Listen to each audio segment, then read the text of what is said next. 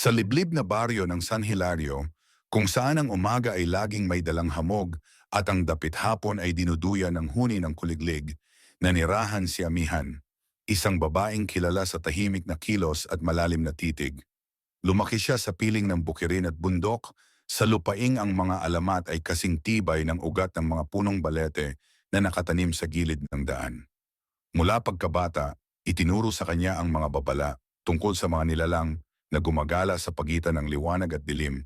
Ngunit tulad ng maraming kabataan, inakala niyang ang mga iyon ay katang-isip na likhaang na matatanda upang manahimik ang gabi.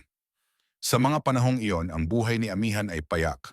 Ang kanyang mga araw ay inuubos sa pagtulong sa bukid, sa pagigib ng tubig sa balon, mula sa paglalakad pa uwi habang ang araw ay unti-unting nilalamon ng bundok. Wala siyang inaasam na higit pa sa katahimikan at sa pangakong darating ang panahon na siya man ay magtataglay ng sariling tahanan.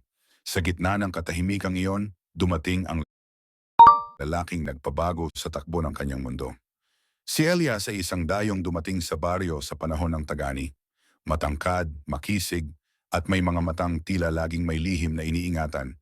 Agad siyang napansin ng mga kababaihan. Ngunit kay Amihan, iba ang naging hatak ng kanyang presensya.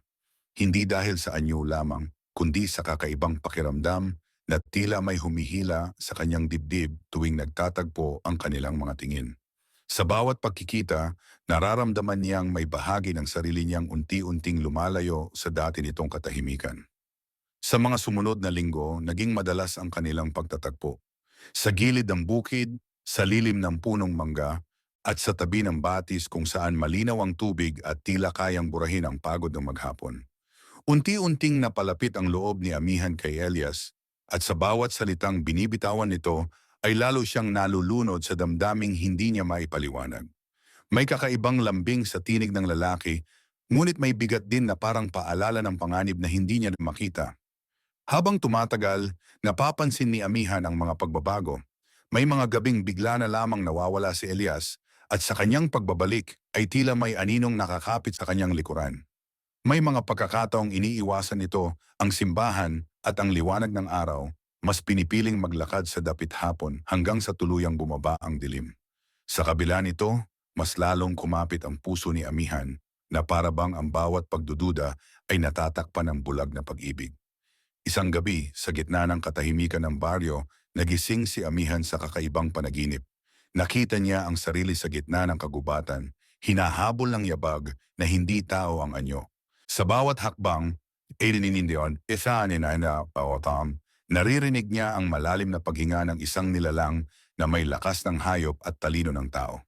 Nang magising siya, basang-basa ng pawis ang kanyang katawan at nanginginig ang kanyang mga kamay. Ngunit sa halip na matakot, ang unang pumasok sa kanyang isipan ay ang mukha ni Elias. Kinabukasan, kumalat ang balita sa baryo tungkol sa isang babaeng nawawala sa kabilang sityo. May mga nagsabing may nakita raw silang anyong kalahating tao, kalahating hayop sa kagubatan noong gabing iyon. Ang matatanda ay nagbulungan, binanggit ang pangalang matagal nang iniiwasan, Tikbalang. Sa bawat salitang binibitawan nila, mas lalong bumigat ang hangin sa paligid ni Amihan, ngunit pinili niyang huwag makinig. Sa kanyang isipan, ang lahat ay tsismis lamang, at ang katotohanan ay nasa mga matang minahal niya. Dumating ang araw na bigla na lamang nawala si Elias. Walang paalam, walang bakas, at walang sino mang nakakaalam kung saan siya nagtungo. Hinanap siya ni Amihan sa bawat sulok ng baryo, sa bukid, sa gubat, at sa tabi ng batis, ngunit ang tanging sagot na bumabalik sa kanya ay ang katahimikan. Sa bawat araw na lumilipas, unti-unting nauupos ang kanyang lakas, at ang pag-asa ay napapalitan ng pagkahumaling. Sa kanyang paghahanap, madalas siyang makita ng mga tao na mag-isang naglalakad sa gilid ng gubat, kinakausap ang hangin at tinatawag ang pangalang minahal niya. Ang dating tahimik na babae ay unti-unting nawala ng sigla at ang kanyang mga mata ay napuno ng lungkot at pagkalito. Ang mga bulong sa baryo ay lalong lumakas at ang pangalan ni Amihan ay nagsimulang iugnay sa mga babalang matagal nang nakabaon sa lupa ng San Hilario. Sa pagsapit ng isang dapit hapon, habang ang langit ay kulay dugo at ang hangin ay tila may dalang masamang pangitain, tumigil si Amihan sa harap ng gubat. Doon, sa pagitan ng liwanag at dilim, naramdaman niyang may presensyang nagmamasid sa kanya. Hindi siya umatras. Sa halip, humakbang siya pasulong, tangan ang pag-asang muling makita ang lalaking naging sentro ng kanyang mundo, kahit pa ang kapalit nito ay ang tuluyang paglayo niya sa realidad na dati niyang kinagisnan. Sa pagpasok ni Amihan sa gilid ng gubat, nagiba ang timpla ng hangin.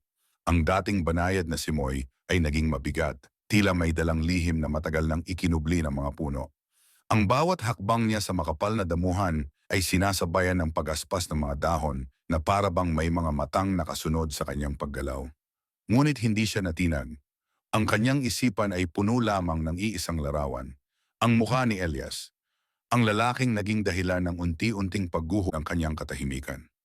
Habang lumalalim siya sa gubat, bumabalik sa kanyang alaala ang mga sandaling magkasama sila. Ang mga ngiting tila may pangakong hindi kailanman matutupad, ang mga salitang binitiwan sa pagitan ng katahimikan, at ang mga haplos na may halong pag-iingat at pagnanasa. Sa bawat gunita, mas lalong bumibigat ang kanyang dibdib, at ang realidad ay tila unti-unting lumalabo. Hindi niya namalayan na ang daang tinatahak niya ay matagal nang iniiwasan ng mga taga-baryo, isang landas na sinasabing daanan ng mga nilalang na hindi kabilang sa mundo ng tao. Sa kalagitnaan ng kanyang paglalakad, napansin ni Amihan ang mga bakas sa lupa, malalalim, hindi pantay at tila hindi gawa ng karaniwang hayop. Huminto siya saglit at ang takot ay sumagi sa kanyang isipan, ngunit agad itong napalitan ng pananabik. Para sa kanya ang mga bakas na iyon ay palatandaan, isang pahiwatig na malapit na siya sa kanyang hinahanap. Sa halip na umurong, mas pinili niyang sundan ang mga iyon, kahit pa ang bawat hakbang ay tila mas lalong naglalayo sa kanya sa mundong kanyang nakasanayan. Unti-unting nagdilim ang paligid. Ang sinag ng araw ay halos hindi na makalusot sa makakapal na sanga ng mga punong nag-uumpugan sa itaas. Sa katahimikan, naririnig ni Amihan ang sariling paghinga, mabilis at mabigat na para bang nakikipagkarera sa tibok ng kanyang puso. Sa bawat sandali, pakiramdam niya ay may aninong sumusunod. Ngunit kapag siya ay lumilingon, tanging mga puno at ulap ng dilim ang kanyang nakikita. Sa isang maliit na clearing sa gitna ng gubat, tumigil si Amihan. Doon, nakita niya ang isang anyong nakatayo sa lilim. Pamilyar ang tindig, ngunit may kakaibang anyong hindi niya agad maunawaan. Nang lumapit siya, unti-unting lumitaw ang mukha ni Elias. Ngunit ang ngiting dati nagbibigay sa kanya ng aliw ay napalitan ng ekspresyong hindi niya maipaliwanag.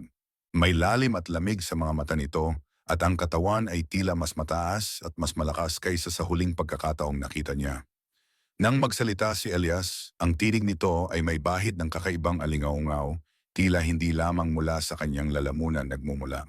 Sa bawat salitang binibitawan nito, nararamdaman ni Amihan ang pag-ikot ng kanyang isipan na parabang hinahatak siya sa isang mundong hindi niya alam kung kaya pa niyang talikuran. Ipinangako ni Elias ang isang buhay na malayo sa paghihirap ng tao, isang mundong puno ng lakas at kalayaan, kung saan hindi na siya masasaktan ng pangungutya at pagkakait. Sa kabila ng takot na unti-unting bumabalot sa kanyang dibdib, naramdaman ni Amihan ang pag-init ng kanyang puso. Ang mga babala ng matatanda, ang mga bulong ng baryo, at ang mga panaginip na nagdudulot ng pangamba ay tila naglaho sa harap ng pangakong iyon. Ang katotohanan at pantasya ay nagsimulang magsanib at ang kanyang pag-iisip ay nahati sa pagitan ng takot at pag-ibig. Habang nakatayo sila sa gitna ng clearing, napansin ni Amihan ang anino ni Elias sa lupa. Hindi ito anyo ng isang karaniwang tao. May mga bahagi itong mahaba at baluktot, at sa bawat galaw nito ay tila may lakas na hindi pangkaraniwan.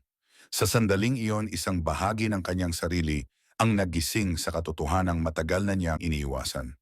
Ngunit sa halip na tumakas, mas lalo siyang napalapit sa lalaki, na para bang ang pagtanggap sa katotohanan ay mas madali kaysa sa pagharap sa pagkawala. Sa pagsapit ng gabi, ang gubat ay napuno ng dilim at misteryo. Sa gitna nito si Amihan ay nanatiling nakatayo, nakaharap sa lalaking minahal niya, habang ang hangganan ng kanyang katinuan ay unti-unting nabubura. Sa sandaling iyon, nagsimula ang landas na magdadala sa kanya sa isang kapalarang hindi na niya maaaring takasan, isang landas na unti-unting magtutulak sa kanya palayo sa mundo ng tao at palapit sa anino ng isang nilalang na hindi kailanman dapat minahal. sa ilalim ng makapal na lilim ng gubat, nanatiling magkatapat sina Amihan at Elias. Ang oras ay tila huminto, at ang katahimikan ay bumigat na parang ulap na handang bumuhos. Sa bawat sandaling lumilipas, nararamdaman ni Amihan ang pag-ikot ng kanyang isipan na para bang may puwersang humihila sa kanya palayo sa dating pagkatao. Ang mga punong nakapaligid sa kanila ay nakasaksi sa isang pagtatagpong hindi kailanman dapat mangyari sa pagitan ng tao at ng nilalang na matagal nang itinatago ng mga alamat. Lumapit si Elias at sa bawat hakbang nito ay may tunog na hindi tugma sa anyo ng isang tao. Mabigat, malalim at tila may bigat ng lupang kanyang tinatapakan. Napansin ni Amihan ang kakaibang tikas ng kanyang tindig, ang paraan ng paggalaw ng balikat at likod na animoy may likas na lakas na hindi kayang ipaliwanag ng karaniwang katawan ng lalaki. Sa kabila nito, ang kanyang mukha ay nanatiling pamilyar, sapat upang patahimikin ang takot na unti-unting bumabangon sa puso ng babae. Sa pagsasalita ni Elias, ipinaliwanag nito ang katotohanang matagal na niyang ikinubli. Hindi siya ganap na tao at hindi rin ganap na nilalang ng gubat. Ipinanganak siya sa pagitan ng dalawang mundo, isinilang sa sumpang hindi niya pinili. Sa tuwing lumulubog ang araw at humahalimuyak ang dilim, ang kanyang tunay na anyo ay unti-unting lumilitaw. Ang anyo ng isang tikbalang na nakatali sa anyong tao upang makalapit sa mga nilalang na kanyang kinainggitan. Habang nakikinig, naramdaman ni Amihan ang pagguho ng kanyang mga paniniwala. Ang mga ala-ala ng kanyang pagkabata, ang mga babala ng matatanda, at ang mga alamat na minsang kanyang pinagtawanan ay biglang nagkaroon ng hugis at laman. Ang katotohanan ay mas mabigat kaysa sa anumang kasinungalingang kanyang inalagaan. Gayunman, sa halip na tuluyang gumuho, ang kanyang puso ay kumapit sa isang kakaibang awa at pag-unawa na parabang ang kaalaman sa tunay na kalagayan ni Elias ay lalo lamang nagpatibay sa kanyang damdamin. Ipinakita ni Elias ang isang sulyap ng kanyang tunay na anyo. Sa pagitan ng mga anino, unti-unting nagbago ang kanyang hubog, ang mga paa ay humaba at nagmistulang sa hayop, ang likod ay yumuko sa lakas, apasamosonen, suhas at ang mga mata ay kumislap sa kakaibang liwanag. Ngunit kahit sa anyong iyon, nakita ni Amihan ang parehong matang minsang tumingin sa kanya ng may lambing. Ang takot ay nariyan, ngunit nilamon ito ng isang bulag na pagtanggap. Sa mga sumunod na araw, madalas bumalik si Amihan sa gubat. Ang kanyang mga pagdalaw ay naging lihim na ritual, isang pagtakas mula sa mundo ng tao at paglapit sa mundong ipinangako ni Elias. Sa bawat pagkikita, mas lalo siyang nahuhulog sa alindog ng kakaibang nilalang. Ang kanyang mga gabi ay napuno ng mga panaginip na magkahalong pagnanasa at pangamba, at ang kanyang mga umaga ay sinasalubong ng pagod at pagkalito. Napansin ng mga taga-baryo ang pagbabago kay Amihan. Ang kanyang mga mata ay tila laging nakatuon sa malayo, at ang kanyang mga kilos ay nagiging pabigla-bigla. Madalas siyang magsalita mag-isa, at may mga gabing naririnig ang kanyang tinig na humahalo sa hangin ng gubat. Ang mga bulong ay muling bumalik, at ang kanyang pangalan ay binibigkas na may halong takot at awa. Habang lumalalim ang kanyang ugnayan kay Elias, unti-unting naputol ang kanyang connection sa realidad. Ang mga simpleng gawain ay naging pabigat, at ang dating payak na mundo ay napalitan ng isang kahariang puno ng anino at lihim. Sa bawat sandaling kasama niya ang tikbalang, mas lalo niyang nararamdaman ang paglayo sa mga taong minsang naging bahagi ng kanyang buhay. Isang gabi, sa ilalim ng liwanag ng buwan, binitiwan ni Elias ang isang pangakong magbabago sa kapalaran ni Amihan. Ipinangako nito ang isang pagsasama na hindi kayang sirain ng panahon o ng batas ng tao, isang ugnayang tatali sa kanila magpakailanman. Sa sandaling iyon, sa kabila ng lahat ng babala at takot, naramdaman ni Amihan ang isang kakaibang katahimikan na parabang ang kanyang kapalaran ay matagal nang nakaukit sa landas na kanyang tinatahak. Sa pagitan ng liwanag ng buwan at ng dilim ng gubat, unti-unting nagsimulang mabuo ang sumpang magtutulak sa kanya sa hangganan ng katinuan at kabaliwan. Ang mga araw ni Amihan ay unti-unting nawala ng malinaw na hangganan. Ang umaga at gabi ay nagsanib sa kanyang isipan at ang tanging oras na may kabuluhan ay yaong mga sandaling tinatahak niya ang landas patungo sa gubat. Sa bawat paglalakad niya palayo sa baryo, tila may bahaging napuputol sa kanyang pagkatao. Mga alaala ng pagkabata, mga tinig ng magulang at mga simpleng pangarap na minsan ay naging sentro ng kanyang buhay. Sa piling ni Elias, natagpuan niya ang isang mundong hindi saklaw ng batas ng tao. Sa gitna ng gubat, ipinakita sa kanya ng tikbalang ang mga lihim na lugar na hindi naaabot ng karaniwang mata. May mga batis na umaagos ng pabaliktad, mga punong namumunga sa dilim, at mga landas na nagbabago ang anyo sa bawat hakbang. Sa una, ang lahat ay tila panaginip, ngunit sa paglipas ng panahon, ang panaginip ay naging kapalit ng realidad. Habang lumalalim ang kanilang ugnayan, mas naging lantad ang tunay na anyo ni Elias. Hindi na niya palaging itinatago ang kanyang lakas at kakaibang tindig. May mga sandaling ang kanyang presensya ay sapat upang magpayanig sa lupa at ang hangin ay tila sumusunod sa kanyang galaw. Sa kabila nito nanatili ang kanyang paglalambing kay Amihan, isang lambing na lalong nagpatali sa babae sa mundong kanyang pinasok. Ngunit ang kapalit ng lahat ng ito ay mabigat. Sa baryo, nagsimula ng magkasunod-sunod ang mga hindi maipaliwanag na pangyayari. May mga hayop na natatagpo ang patay sa gilid ng bukid. May mga bata na nagsasabing may nakikitang anino sa dapit hapon. At may mga matatandang biglang nagkakasakit matapos magsalita ng masama tungkol sa gubat. Sa gitna ng mga bulong-bulungan, ang pangalan ni Amihan ay muling lumutang, this time bilang babala. Ang mga kamag-anak at kapitbahay ay nagtangkang lapitan si Amihan, ngunit tila hindi na siya ganap na naroroon. Ang kanyang mga sagot ay putol-putol at ang kanyang mga mata ay laging nakatingin sa direksyong patungo sa kagubatan. Sa tuwing binabanggit ang pangalan ni Elias, may kakaibang ngiti ang sumisilay sa kanyang labi. Isang ngiting puno ng lihim na hindi na nila kayang abutin. Isang gabi, sa ilalim ng mabigat na ulap, dinala ni Elias si Amihan sa isang lugar na hindi pa niya napupuntahan. Sa gitna ng makapal na puno ng balete, may isang bilog na clearing na tila hinubog ng panahon. Doon, ang lupa ay malamig at ang hangin ay may dalang bulong ng mga nilalang na hindi nakikita. Ipinaliwanag ni Elias na ito ang puok ng kanilang sumpaan, ang lugar kung saan ang mga ugnayang tumatawid sa dalawang mundo ay pinagtitibay.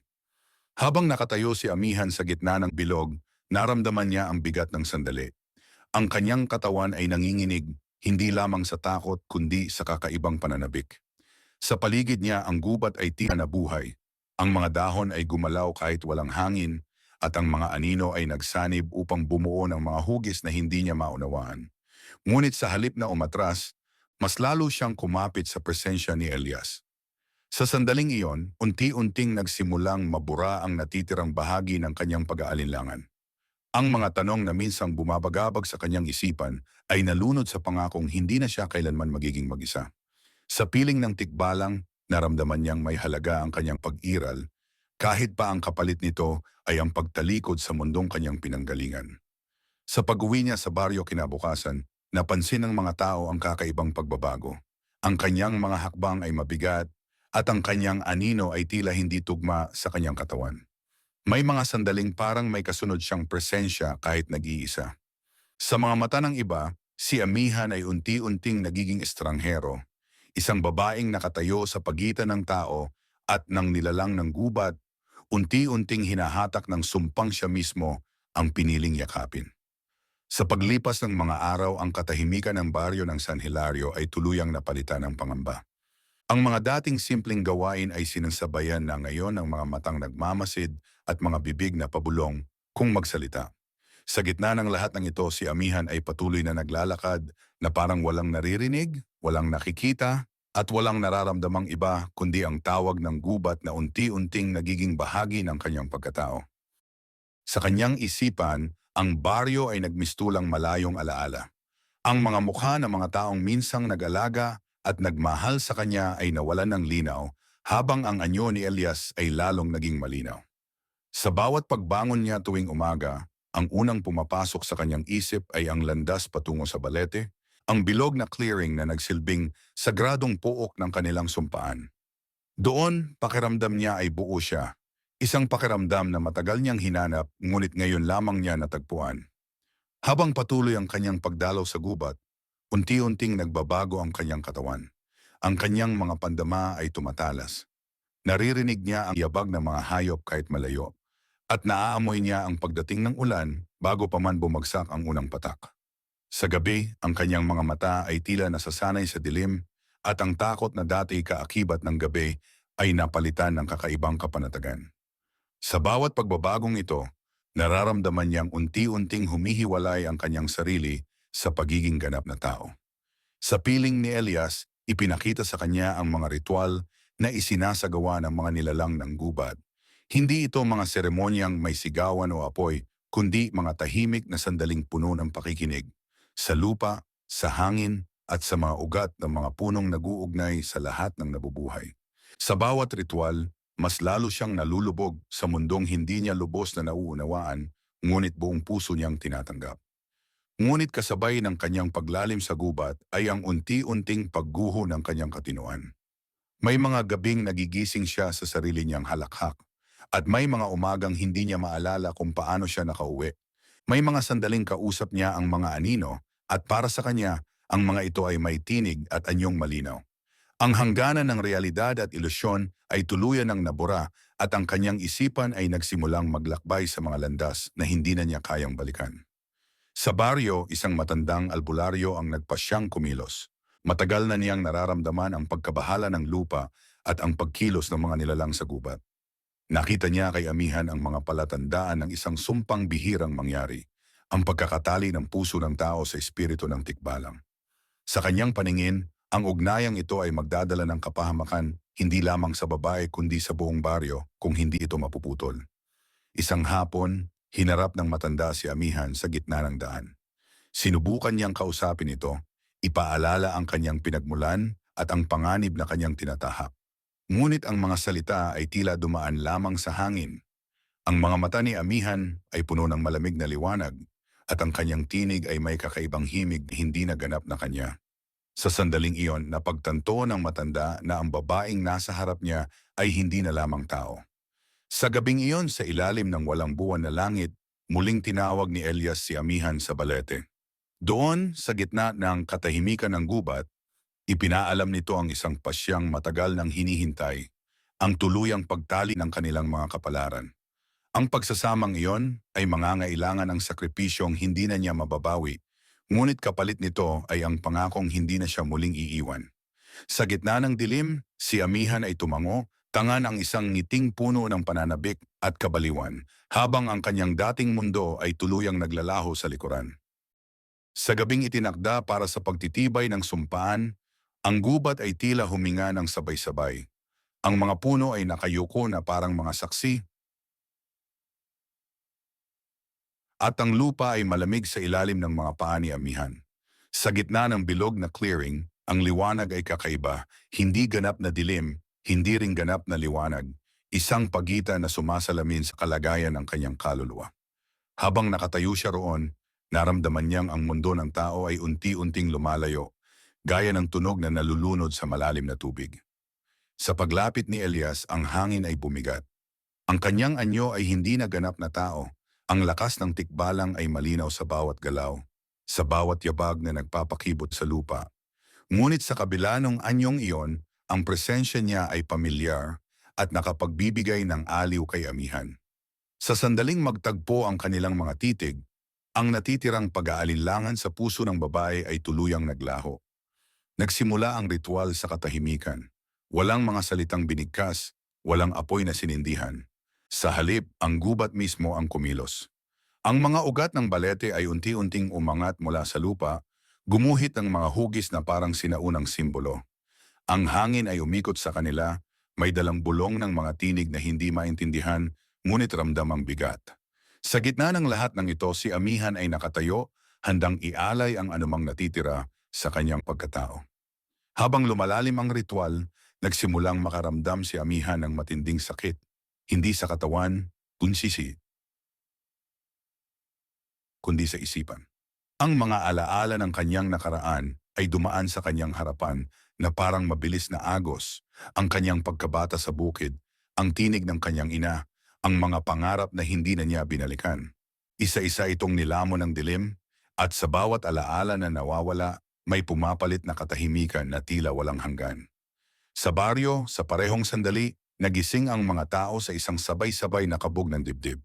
May mga nakarinig ng yabag sa bubong, may mga nakaramdam ng biglaang lamig, at may mga batang napahiyaw sa panaginip. Ang matandang albularyo ay biglang tumayo mula sa kanyang higaan. Alam na ang sumpang matagal niyang kinatatakutan ay isinasakatuparan na. Sa kanyang dibdib, naramdaman niya ang pagyanig ng lupa, isang palatandaan ng pagkilos ng mga nilalang na hindi dapat ginagalit. Sa gitna ng ritual, bumagsak si Amihan sa lupa. Ang kanyang katawan ay nanginginig at ang kanyang hininga ay putol-putol. Lumapit si Elias at inilapat ang kanyang kamay sa noo ng babae. Sa sandaling iyon, isang kakaibang init ang dumaloy sa buong katawan ni Amihan. Ang sakit ay napalitan ng kakaibang lakas, at ang kanyang mga mata ay bumukas sa liwanag na hindi niya kailanman nakita. Sa pagbangon niya, hindi na siya ang babaeng pumasok sa clearing. Ang kanyang tindig ay mas matatag, at ang kanyang presensya ay may bigat na hindi na lamang pangtao. Ang kanyang anino ay humaba at kumilos ng hiwalay sa kanyang katawan, na para bang may sariling buhay. Sa kabila nito, ang kanyang mukha ay may ngiting payapa, isang ngiting nagmumula sa pagtanggap ng kanyang bagong kalagayan. Sa pagtatapos ng ritual, bumalik ang katahimikan sa gubat. Ang mga ugat ay muling lumubog sa lupa at ang hangin ay tumigil sa pag-ikot. Sa gitna ng clearing magkatabi sina Amihan at Elias, magkaiba ang pinagmulan, ngunit ngayon ay iisa ang tinatahak na landas.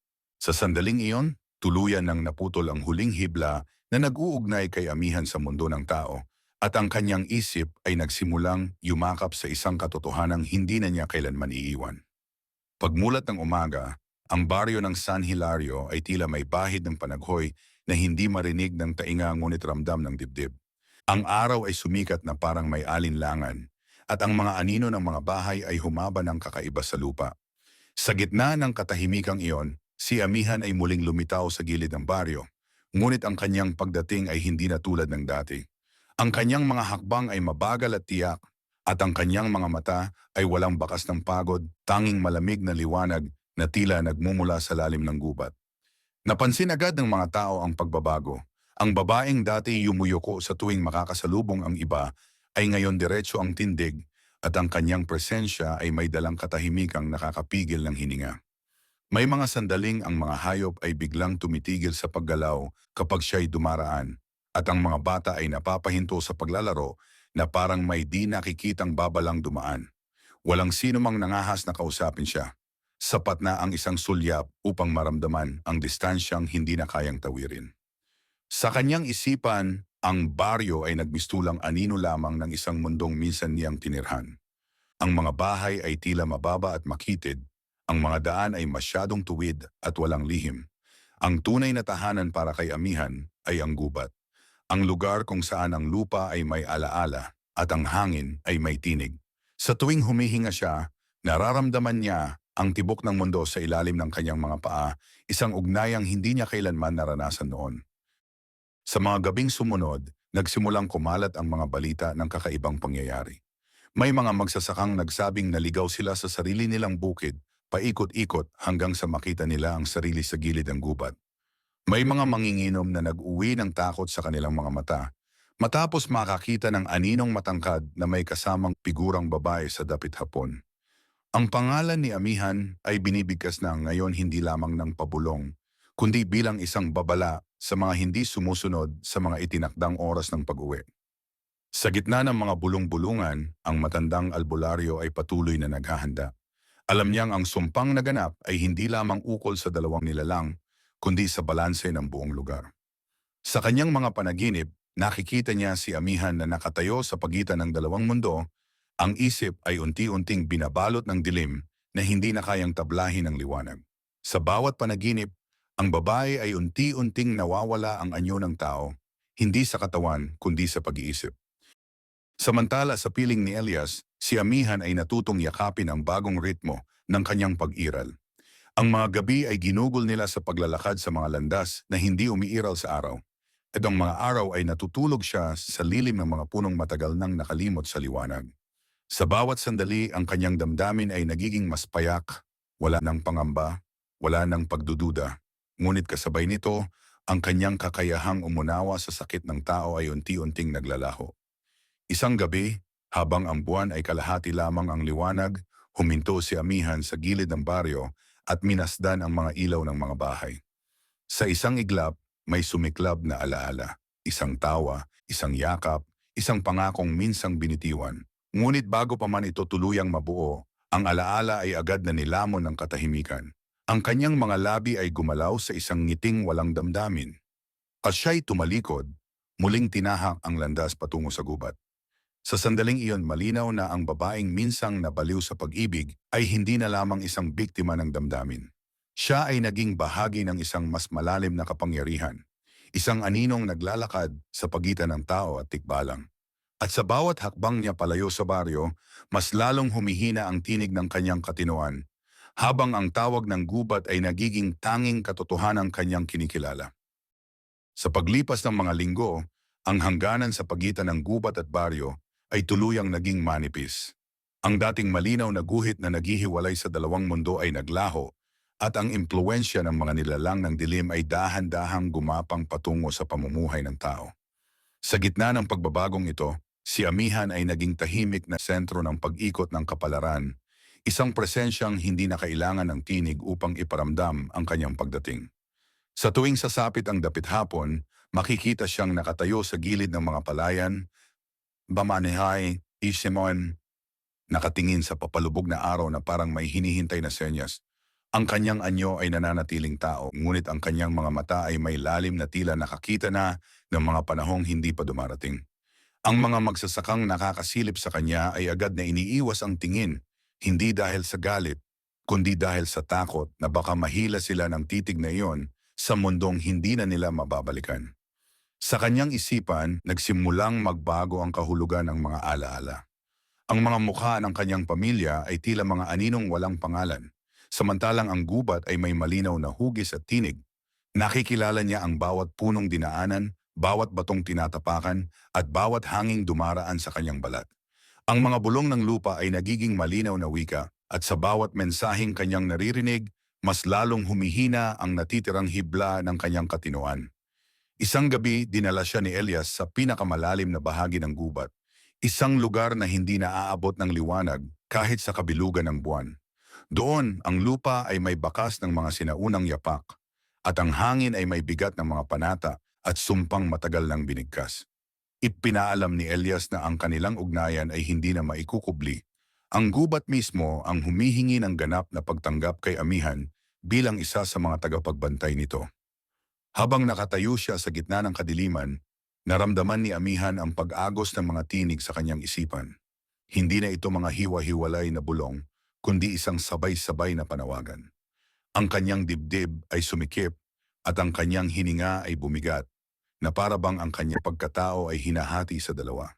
Ang natitirang bahagi ng babaeng minsang nabuhay sa baryo, iya't ang bagong anyong hinihingi ng gubat.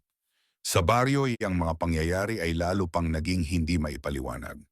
May mga taong nagigising sa gitna ng gabi na hindi alam kung paano sila napadpad sa labas ng kanilang mga bahay. May mga hayop na biglang nawawala at may mga pananim na natutuyo sa isang iglap na para bang may lakas na dumaan at sumipsip ng buhay sa lupa. Sa bawat insidente, ang takot ay lumalalim at ang pangalan ni Amihan ay nagiging simbolo ng isang sumpang hindi na kayang baliwalain. Ang matandang albularyo ay nagtipon ng ilang matatapang na kalalakihan, ngunit sa kanyang puso ay alam niyang huli na ang lahat. Ang ugnayan ni Amihan at ng tikbalang ay umabot na sa antas na hindi na kayang putulin ng karaniwang ritual. Sa kanyang mga mata, ang babaeng minsang nabaliw sa pag-ibig ay ngayoy unti-unting nilalamon ng isang tungkuling hindi niya lubos na nauunawaan, ang maging tulay ng dalawang mundo. Sa huling sandali ng gabing iyon, bumagsak si Amihan sa lupa sa gitna ng malalim na gubat. Ang kanyang katawan ay nanginginig at ang kanyang isipan ay puno ng mga larawang hindi kanya. Sa pagmulat ng kanyang mga mata, nakita niya ang mga aninong nakapaligid sa kanya. Mga nilalang na walang mukha ngunit may presensyang mabigat. Sa katahimikang iyon, tuluyang nabura ang natitirang bakas ng kanyang dating sarili at ang kabaliwang minsang nagsimula sa pag-ibig ay naging ganap na pagyakap sa kapalarang itinakda ng dilim. Sa muling pagmulat ni Amihan, ang oras ay wala ng kahulugan. Ang dilim ay hindi na niya kinatatakutan sapagkat ito'y naging likas na bahagi ng kanyang pag-iral. Ang mga aninong minsang nagpalibot sa kanya ay hindi na banyaga. Sila'y mga presensyang matagal nang naghintay sa kanyang ganap na pagdating. Sa bawat paghinga niya, ramdam niya ang pulso ng gubat, Mabagal, malalim, at walang pakialam sa takbo ng mundo ng tao. Unti-unti siyang bumangon mula sa malamig na lupa. Ang kanyang katawan ay tila magaan, ngunit ang kanyang isipan ay mabigat sa mga tinig na ngayon ay sabay-sabay nang umiiral sa kanyang loob. Hindi na niya kayang tukuyin kung alin ang kanya at alin ang hiram, kung alin ang alaala at alin ang utos. Ang dating amihan ay naging sisidlan ng isang kamalayang mas matanda kaysa sa baryo, kaysa sa mga punong nakapaligid sa kanya. Sa malayo naramdaman niya ang paglapit ni Elias. Hindi na niya kailangang linggunin upang malaman ang presensya nito. Ang kanilang ugnayan ay lumampas na sa paningin at tinig. Ito'y naging isang tahimik na pagkaunawa. Sa sandaling magkatabi silang tumayo, malinaw sa kanya na ang lalaking minahal niya ay hindi na lamang asawa o katuwang, kundi bahagi ng puwersang humubog sa kanyang bagong anyo. Sa baryo, dumating ang gabi na hindi malilimutan ng sinuman. Ang hangin ay biglang tumigil at ang mga ilawan ay sabay-sabay na namatay. Ang katahimikan ay napalitan ng kaba at ang mga tao ay nagsiksikan sa kanilang mga tahanan. Nagdarasal sa paraang matagal na nilang nakalimutan. Sa gitna ng takot, may mga nakakita sa gilid ng palayan ng isang figurang babae na nakatayo sa dilim. Ang anino ay humahaba hanggang sa maabot ang mga puno ng gubat. Ang presensya ni Amihan ay hindi na nagdadala ng pagkalito, kundi isang tahimik na hatol. Sa bawat hakbang niya palapit sa baryo, ang lupa ay bahagyang nanginginig at ang hangin ay may dalang amoy ng basang kahoy at lumang panata. Ang mga tao ay nakadama ng bigat sa kanilang dibdib, na para bang may tinig na nagbibilang ng kanilang mga lihim at pagkukulang. Sa gitna ng daan huminto si Amihan. Ang kanyang mga mata ay naglakbay sa mga bahay na minsan niyang tinuring na tahanan. Walang galit sa kanyang titig, wala ring awa, tanging isang malamig na pag-unawa. Sa sandaling iyon, malinaw sa kanya na ang baryo ay isa na lamang alaala, isang pahinang isinara ng panahon. Ang kanyang tungkulin ay hindi narito, kundi sa pagitan ng mga mundong matagal nang nagbabanggaan. Ang matandang albularyo ay lumabas, tangan ang huling tapang na kanyang naipon. Sa kanyang mga mata, nakita niya ang kabaliwang tuluyang yumakap kay Amihan. Hindi ang kabaliwang magulo at magaspang, kundi ang tahimik at tiyak na kabaliwang nagmumula sa ganap na pagtanggap ng dilim. Sa kanilang pagtatagpo ng tingin, alam ng matanda na wala nang salitang makapagbabalik sa babae. Sa pagtalikod ni Amihan, ang hangin ay muling gumalaw. Ang baryo ay naiwan sa katahimikan at ang gubat ay muling yumakap sa kanyang anak. Sa bawat hakbang niya pabalik sa dilim, mas lalong nagiging malinaw ang kanyang layunin, habang ang huling bakas ng kanyang katinuan ay tuluyang naglaho tulad ng liwanag na nilamon ng gabi. Sa huling pagbalik ni Amihan sa gubat, ang mundo ay tila tumahimik bilang paggalang sa kanyang ganap na pagbabago. Ang mga puno ay hindi na lamang mga saksi, kundi mga katuwang sa isang tungkuling mas matanda kaysa sa pangalan ng anumang baryo. Sa bawat hakbang niya sa madilim na landas, ang lupa ay kumikilala sa kanya at ang hangin ay yumuyuko sa kanyang presensya. Ang babaeng minsang tinangay ng pag-ibig ay wala na. Ang natira ay isang nilalang na nabuo mula sa pagsasanib ng damdamin, sumpa at pagtanggap. Sa piling ni Elias, ang kanyang isipan ay naging payapa sa paraang hindi na kayang maunawaan ng tao. Ang kaguluhang minsang naghari sa kanyang loob ay napalitan ng malinaw na kaalaman sa kanyang tungkulin. Siya ang bantay ng pagitan, ang magpapaalala sa mga tao ng hangganang hindi dapat tawirin, at ang magpapanatili ng balanse sa pagitan ng liwanag at dilim. Hindi ito tungkuling pinili niya ng buo, ngunit ito ang tungkuling niyakap niya ng walang pag-aatubili. Sa baryo ng San Hilario, unti-unting bumalik ang katahimikan, ngunit hindi na ito ang katahimikang puno ng kawalang malay. Ang mga tao ay natutong makinig sa mga babala ng lupa at hangin. Ang gubat ay hindi na nila tinuturing na basta likuran ng kanilang buhay, kundi isang nilalang na may sariling alaala at kapangyarihan. Ang pangalan ni Amihan ay hindi na binibigkas bilang sumpa, kundi bilang paalala ng kapalarang naghihintay sa mga pusong handang isuko ang lahat. Sa mga sumunod na taon, may mga naglalakbay na nagsasabing nakakita sila ng isang figurang babae sa gilid ng gubat. Ang anyo ay tahimik at ang mga matay may lalim na parang walang hanggan. May mga nagsasabing sa kanyang presensya, ang mga naliligaw ay muling nakakahanap ng landas, habang ang mga may masamang hangarin ay hindi na muling nakababalik. Sa bawat kwento, Ang hangganan ng alamat at katotohanan ay lalong nagiging malabo. Sa huli, ang kabaliwang minsang umusbong mula sa pag-ibig ay naging isang uri ng kaliwanagan. Isang pag-unawa na ang mundo ay hindi lamang para sa tao at ang mga pusong handang tumawid sa dilim ay kailangang magbayad ng kapalit. Sa gitna ng gubat, sa ilalim ng walang hanggang anino ng mga punong balete, si Amihan ay nanatiling nakatayo, hindi bilang babaeng nawala, kundi bilang presensyang magpapaalala na ang ilang pag-ibig ay hindi nilalayong matapos, kundi magbago at maging bahagi ng alamat. Wakas,